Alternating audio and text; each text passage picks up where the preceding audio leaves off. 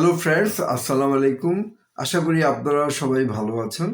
আপনাদের আমরা স্বাগত জানাই আমাদের আজকের এই এপিসোডে। আমাদের আজকের এপিসোডটি যে বিষয়বস্তুর উপরে আজকে সাজানো হয়েছে সেই বিষয়টি হচ্ছে যে জন্মের আগ হতে মৃত্যুর পর পর্যন্ত হচ্ছে আইনের আওতা। তো এপিসোডটি খুবই ইন্টারেস্টিং হতে চলেছে। আশা করি আপনারা আমাদের সাথেই থাকবেন।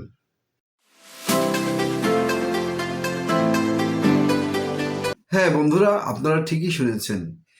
পৃথিবীতে আইনের আওতাই সবচেয়ে বেশি।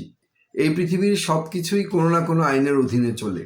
যেমন আমাদের জন্মের পূর্বে আমাদের পিতামাতার বিবাহ, এটিও একটি চুক্তি।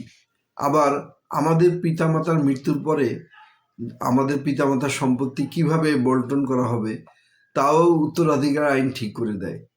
So let's get into the details.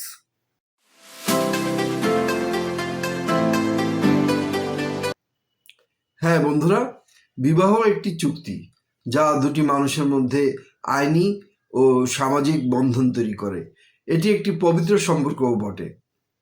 বন্ধুরা, ইসলামে বিবাহ একটি সুস্পষ্ট চুক্তি যা ইসলামী শরীয়তের আইন দ্বারা নিয়ন্ত্রিত, যেখানে নারীদের ভরণ পোষণের বিষয়টিও থাকে। অন্যদিকে খ্রিস্টান ধর্মে বিবাহ একটি পবিত্র প্রতিশ্রুতি যা ঈশ্বরের সাথে সম্পর্কিত, এবং এটি শুধু আইনি নয়, এটি আধ্যাত্মিকও বটে।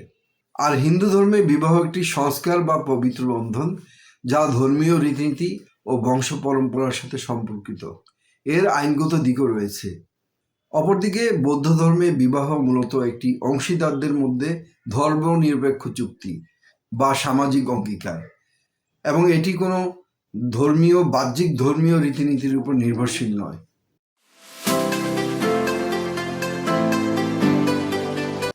এখন প্রশ্ন হচ্ছে যে আইন না মেনে বিবাহ করার পরিণতি কি?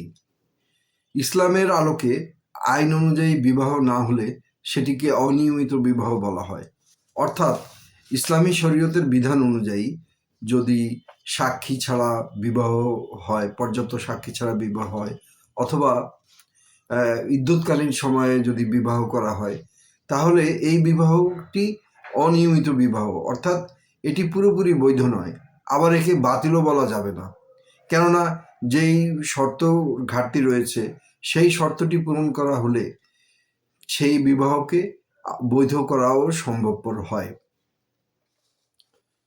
অপরদিকে ইসলামিক আইন অনুযায়ী কোনো মুসলিম যুবক যদি হিন্দু মহিলাকে বিয়ে করে, অথবা খ্রিস্টান মহিলাকে বিয়ে করে, অথবা বৌদ্ধ মহিলাকে বিবাহ করে, সেটিও কিন্তু অনিয়মিত বিবাহ হিসাবে কাউন্ট করা হবে।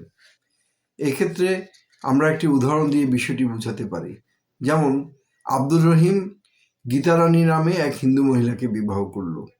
এখন গীতারানী বিবাহের 1 মাস পরে হলফনামা মূলে সে মুসলমান হলো এবং তার নাম রাখা হলো জরিনা বেগম। এখন এই আব্দুর রহিম কিছুদিন পরে আব্দুর রহিম এবং জরিনা বেগমের ঔরসে 1 পুত্র এবং 1 কন্যা সন্তান জন্মগ্রহণ করল। কিছুদিন পরে আব্দুর রহিম 1 স্ত্রী, 1 পুত্র এবং 1 কন্যাকে রেখে মৃত্যুবরণ করল। এখন প্রশ্ন হচ্ছে যে এই গীতারানী এবং তার পুত্র এবং কন্যা, ওরা সম্পত্তির অংশ কে কতটুকু পাবে? আসলে আমাদের দেশে একটি প্রচলিত ধারণা আছে যে স্বামী মারা গেলে স্ত্রী তার স্বামী সম্পত্তিতে 2 আনা অংশ পাবে। কিন্তু এই ক্ষেত্রে আলোচ্য ক্ষেত্রে দেখতে পাচ্ছি যে এই তাদের বিবাহটি একটি অনিয়মিত বিবাহ, কেননা স্ত্রী বিবাহের 1 মাস পরে হলফনামা আমলে মুসলমান হয়েছে, বিবাহের পূর্বে কিন্তু হয়নি।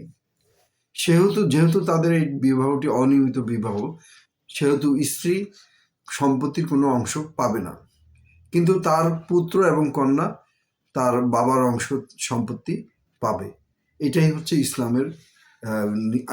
ইসলামী শরীয়তের আইনের বিধান।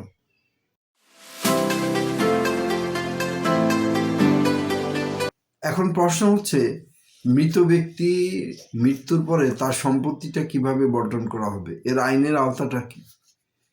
দেখুন, মৃত ব্যক্তি ইসলামী শরীয়তের আইন অনুযায়ী মৃত ব্যক্তির সম্পত্তি বন্টন করা হবে ইসলামী শরিয়া আইন অনুযায়ী। যার ভিত্তি হচ্ছে কুরআন ও হাদিস, এবং এটির মূল লক্ষ্য হচ্ছে সমাজে ন্যায় প্রতিষ্ঠা করা ও সামাজিক সম্প্রীতি প্রতিষ্ঠা করা। এই আইন অনুযায়ী স্বামী, স্ত্রী, পিতা, মাতা, ভাই, বোন সকলের অংশ সুনির্দিষ্ট করে দেওয়া থাকে।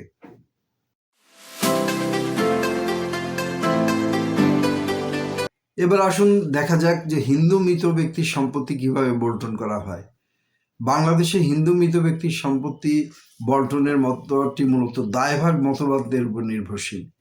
এই মতবাদ অনুযায়ী হিন্দু মৃত ব্যক্তি আত্মার শান্তির জন্য পিণ্ডদান বা আধ্যাত্মিক উপকারিতার উপর নির্ভর করে হিন্দুদের সম্পত্তি বন্টন করা হয়ে থাকে। তবে এই আইনে প্রধান উত্তরাধিকারী হলো পুত্র এবং স্ত্রী ও কন্যার অধিকার সীমিত থাকে। বাংলাদেশে খ্রিস্টানদের সম্পত্তি বন্টন প্রধানত ইন্ডিয়ান সাকসেশন অ্যাক্ট 1925 এর উপর নির্ভরশীল, যেখানে আমরা দেখতে পাই যে এটি হিন্দু এবং মুসলমান ধর্মের যে ধর্মীয় বিধানের মতো করে নয়, এটি একটু কমপ্লিটলি ডিফারেন্ট। এখানে আমরা দেখতে পাই যে হিন্দুরা যেভাবে ধর্মীয় রীতিনীতি অনুযায়ী তাদের হয়, মুসলমানদের যেভাবে ধর্মীয় রীতিনীতি হয়, এভাবে নয়। এখানে একটি সমবন্টন বা ইকুইটেবল রেশিওতে সম্পত্তি বন্টন করা হয়ে থাকে। সেই জন্য খ্রিস্টান মৃত ব্যক্তির সম্পত্তি পুরুষ ও মহিলাদের মধ্যে সমহারে বন্টন করা হয়ে থাকে। যদি না পূর্ব থেকে কোনো উইল না করা থাকে তাহলে সেক্ষেত্রে এই সমবন্টন পদ্ধতি অনুসরণ করা হবে। বন্ধুরা, এবার আসুন জেনে নেওয়া যাক যে বৌদ্ধ মৃত ব্যক্তির সম্পত্তি কিভাবে বন্টন করা হয়। বাংলাদেশে বসবাসকারী বৌদ্ধরা উত্তরাধিকার ক্ষেত্রে হিন্দু দায়ভাগ আইন দ্বারা পরিচালিত হয়ে থাকে। ফলে উত্তরাধিকারের বিষয়ে এদেশের বৌদ্ধরা পুরোপুরিভাবে হিন্দু দায়ভাগ আইন দ্বারা শাসিত হয়। অর্থাৎ বাংলাদেশে বসবাসরত বৌদ্ধরা সরাসরি হিন্দু দায়ভাগ আইন দ্বারা শাসিত হয়। এই আইন অনুযায়ী আমরা আগেই জেনেছি যে পুত্র সাধারণত উত্তরাধিকারী হয় এবং বিধবা স্ত্রী বা কন্যাদের অধিকার সীমিত থাকে।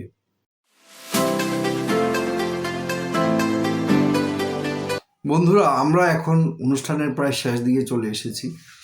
তো এখানে একটা মোস্ট ইম্পর্টেন্ট এবং মোস্ট ইন্টারেস্টিং টপিকস এখন আলোচনা করব। সেটা হচ্ছে কোম্পানি। একটা কোম্পানি যে কিভাবে মানুষের মতো একটা সত্তা হতে পারে, যদিও এটা কৃত্রিম সত্তা, আইনি সত্তা, সেটাই আমরা এখন দেখতে যাচ্ছি। দেখুন, যে কোম্পানি আইন অনুযায়ী একটি কোম্পানি হচ্ছে একটি কৃত্রিম সত্তা বা একটি আর্টিফিশিয়াল এন্টিটি। তো এইটা আইনের দ্বারা প্রতিষ্ঠিত হয় এবং এখানেও মানুষের যেমন জন্ম থেকে মৃত্যু পর্যন্ত বা মৃত্যুর পর পর্যন্ত যে আইনের আওতা থাকে, এখানেও কিন্তু একই অবস্থা। একটি কোম্পানি গঠনের সময় তার মেমোরেন্ডাম অফ আর্টিকেলস এবং তার যে অন্যান্য আনুষ্ঠানিকতা সেগুলো সম্পন্ন করা লাগে, এবং কোম্পানিটি যখন পরিচালিত হয় তখন বাংলাদেশের প্রচলিত আইন, বিশেষ করে যেমন কন্ট্রাক্ট ল, সেগুলো মেনে তাদের বিভিন্ন চুক্তি করা লাগে। এবং যখন একটি কোম্পানি প্রতিষ্ঠিত হয়ে যায় তখন ওই কোম্পানি চাইলে তার নামে কোনো সম্পত্তি ক্রয় করতে পারে, বিক্রয় করতে পারে, কোনো চুক্তিতে উপনীত হতে পারে এবং কোনো আদালতে কোম্পানি একটি পক্ষ হয়ে মামলা করতে পারে। তদ্রূপ আমরাও চাইলে কোম্পানির বিরুদ্ধেও একটি মামলা করতে পারবো তখন, কেননা কোম্পানি একটি আর্টিফিশিয়াল এন্টিটি। তো অপরদিকে আমরা যদি একটু ভালো মতো দেখি তাহলে যখন কোম্পানিটি অবসায়ন হয় বা কোম্পানি উইন্ড আপ হয় তখনও কিন্তু আইনের আশ্রয় নিয়ে সেটাকে উইন্ড আপ করতে হয়। তো বন্ধুরা, এই ছিল আমাদের আজকের অনুষ্ঠান। আশা করি আমাদের আজকের পর্বটি আপনাদের ভালো লেগেছে। আপনাদের যদি আমাদের অনুষ্ঠানটি ভালো লেগে থাকে তাহলে দয়া করে লাইক ও সাবস্ক্রাইব করে দিবেন। আপনাদের উৎসাহে আমরা অনেক দূরে এগিয়ে যাব এই আশা ব্যক্ত করে আজকের অনুষ্ঠানটি এখানেই শেষ করছি। সবাই ভালো থাকবেন। আগামী ভিডিওতে আবার দেখা হবে ইনশাল্লাহ। আল্লাহ হাফেজ।